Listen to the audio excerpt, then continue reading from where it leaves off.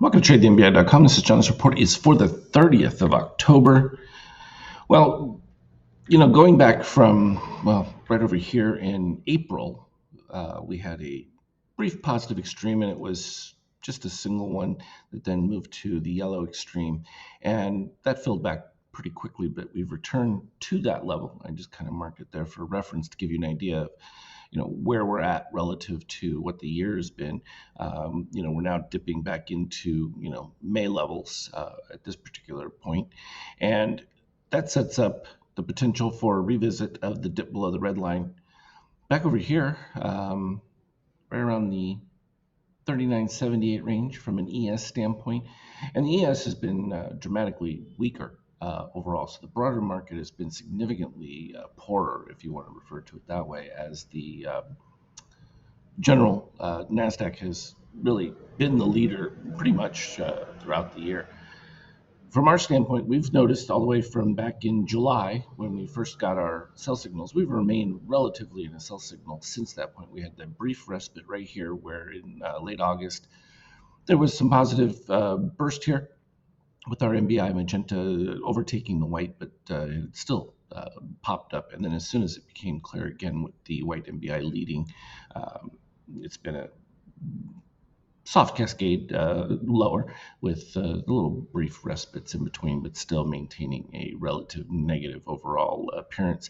Now that we're minus 19 on the DOC, when you get down towards that 23 with the red DOC, you get an automatic knee-jerk reaction. I would expect that'll bring us back up to the previous zero around that 42 range. However, you've got to see a DOC orange dip before that's going to take place. And you can see we're getting into extremely negative shakeout now. We've actually eclipsed the previous dip from much higher. So it's still all congruent with much weaker. And that sets up that, of course, that lower reading down there at the 39.78, which is not that far away. We really haven't seen any extreme moves as far as large down days. So it's been rather orderly, relatively speaking. And I think the support mostly has been the NASDAQ. And as you can see, even though we got relatively the same signals, you can see the relative percentage off from the highs to where we're at now. When you look at that S&P in relative terms to where the NASDAQ is, we're not even anywhere close to that April setup of the dip below the red line back here, which happened somewhere in the middle of it, which would take us down to roughly 18%. Now, that would be a significant bear market value. Of course, the S&P would far exceed that were we to dip to that point. So the exposure relative differences are pretty extreme for the S&P relative to what the NASDAQ is, or what you'll end up getting is that situation where the S&P has pretty much exhausted its move, and that just leaves the bigger high-tech names, that broader, they call them the big seven in that, but there's relatively eight that represent most of the relative value for NASDAQ as well as for the S&P in general. And should they begin to suffer significant ill effects, and we've already begun to see some of the reporting on that. Amazon was the bright side out of it. I think that helped support things somewhat. We still ended up making a new low from a NASDAQ standpoint, and it becomes increasingly difficult for the long-term prospect to just want to jump in because you're in a clear cascade lower. And we don't even still have an NBI magenta just fractionally over, but it's in a cascade lower. And until we see an improvement from that DOC red, you're still going to continue to get, at best, conglomeration around this 14,300, which was the beginning of the breakout move back at the end of May. So that gives you a relative view of it and how things will have to turn around. Obviously, we will see it from midterm buyers crossing over the red and the DOC. And if that happens early enough, you'll get some support within that action. But as it is now, still quite bearish general view. When we flip over to treasuries, again, like I said before, we are outside the Fed's move into much higher rates. And that, as I've pointed out, has been an exacerbated draw in the market simply because if you can get a decent yield from treasuries. Why risk equities at that particular stage? And this all becomes relative to oil.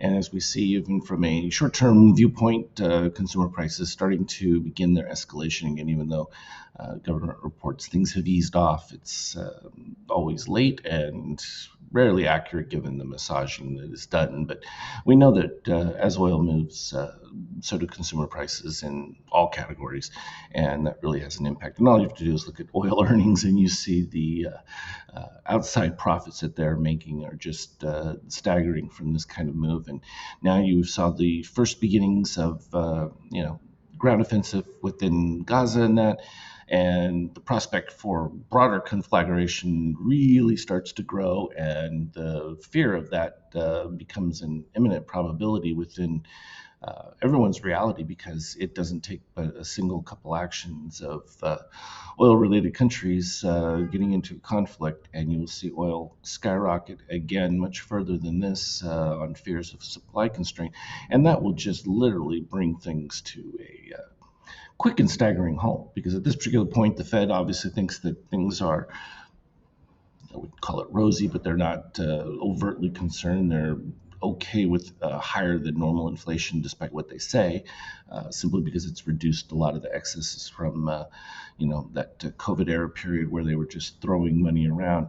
But when you look at other places, Europe is in a world of hurt, and it's continued. And despite everyone talks about dollar destruction and everything else, far worse from other areas, because still a lot of commodities are priced in dollars, except for that bifurcation you get with now what is becoming the Eastern world, including your Russia and some of these BRICS that are all starting to move away from the concentric nature of just the West monopoly on currency-driven commodity purchases.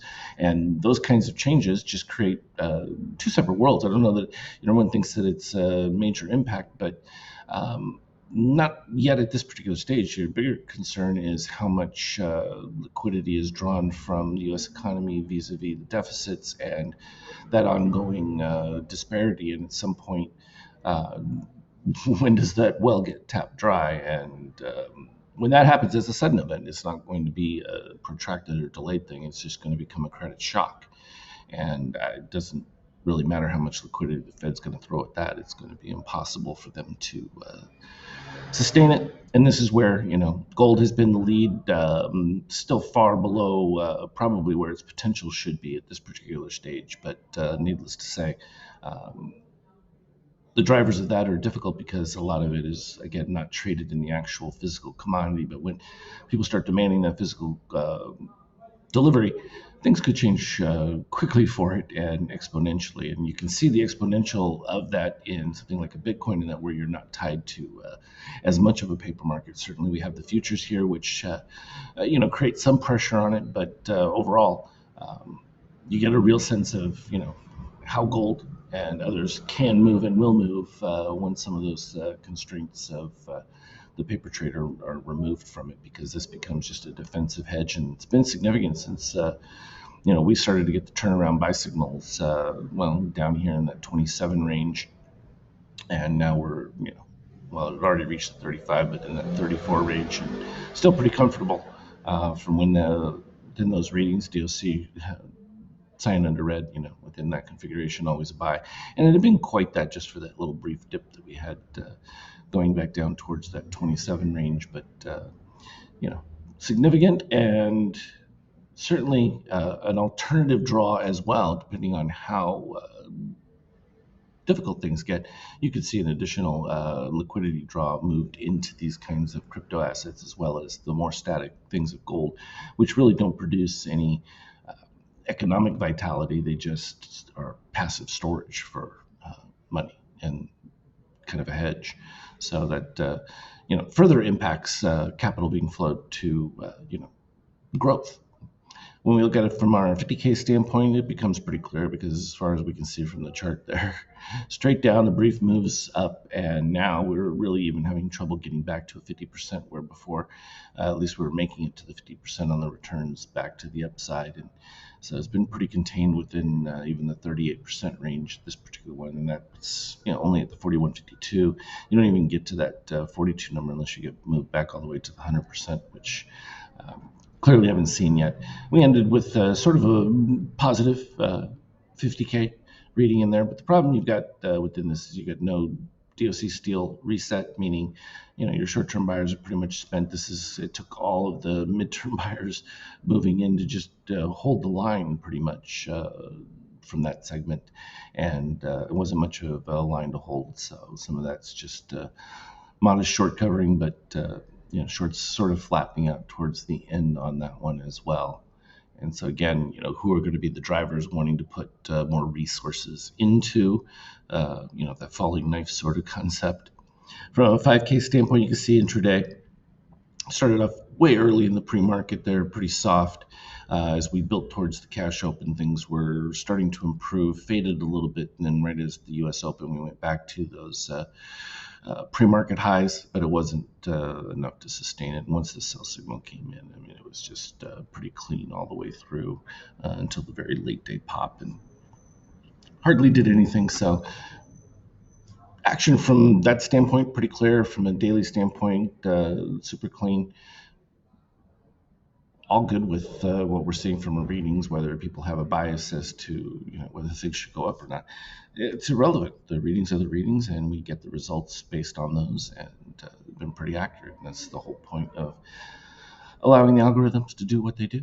And so that's the exciting part of having that resource. It can break you away from what may seem to be an opinion idea, because even within the most negative things, we can still get a turnaround that could result in a not just significant turnaround buy, but a very large one, particularly if there's a de-escalation of any kind.